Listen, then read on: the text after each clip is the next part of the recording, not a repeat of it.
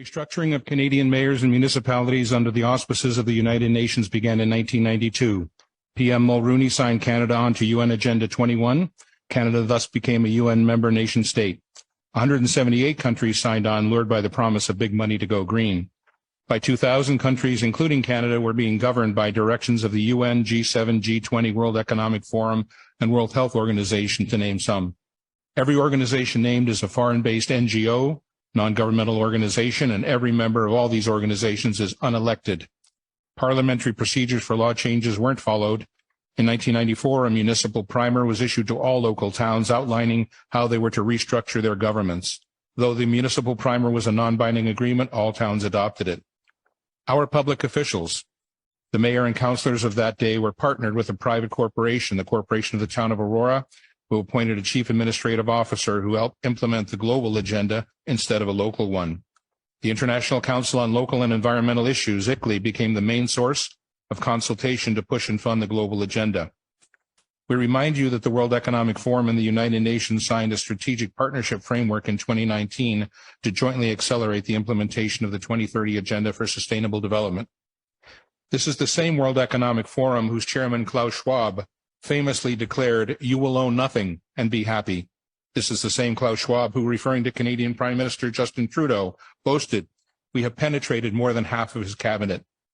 We would ask Mayor Maracas and the councillors, why should the citizens of Aurora bow down to the intrusive dictates of an unelected foreign entity? The fact is we should not, and we will not. What, you ask, does any of this have to do with 15-minute smart cities? Absolutely everything. SMART, S for surveillance, M for monitoring, A for analysis, R for reporting, and T for technology. Technology News editor Patrick Wood, 50 years of experience and expertise on technocracy, wrote, "The 15-minute city is a cover for data collection bonanza for technocrats who design and operate them. Cities designed for maximum efficiency always reveal technocrat thinking that efficiency itself is the goal. Maximum surveillance allows for maximum control to achieve even more efficiency."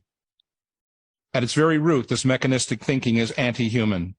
The 15-minute city narrative seeks to fool you in the guise of saving the planet, keeping you safe, and delivering convenience. It's actually the gateway to digital IDs and CBDC, central bank digital currencies. CBDCs allow bankers and/or governments to freeze your bank account because you happen to peacefully and lawfully protest and express your disagreement with government policy.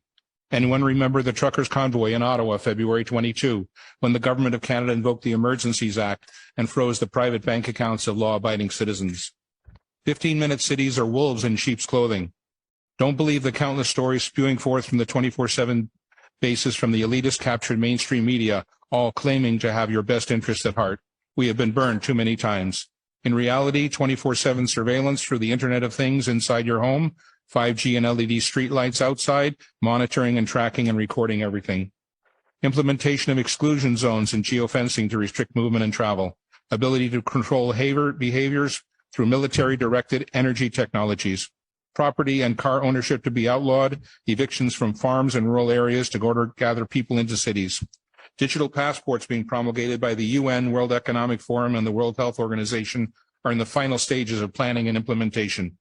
They are tied to social credit score, which is determined by compliance to government directives. These passports control all access and all aspects of life. Digital currency is being implemented to end cash and monitor all your spending.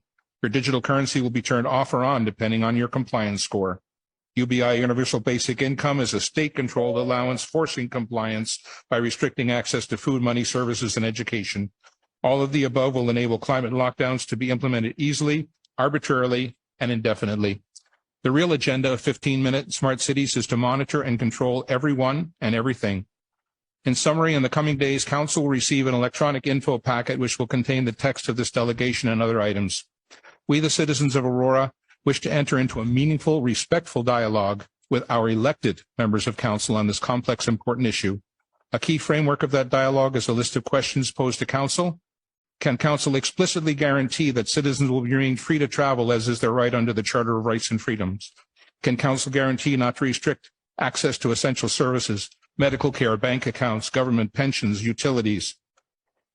Most importantly, we, the citizens of Aurora, need to have the conversation with Council about exiting their non-binding agreement with the private, for-profit entity known as the corporation of the town of Aurora.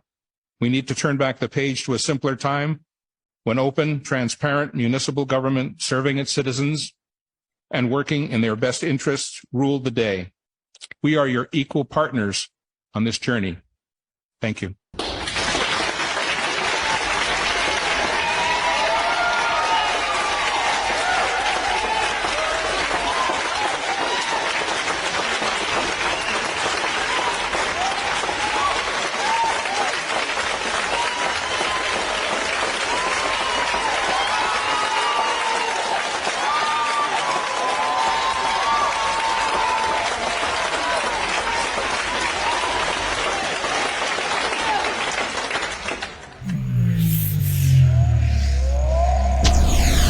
Sei sotto un cielo sbagliato.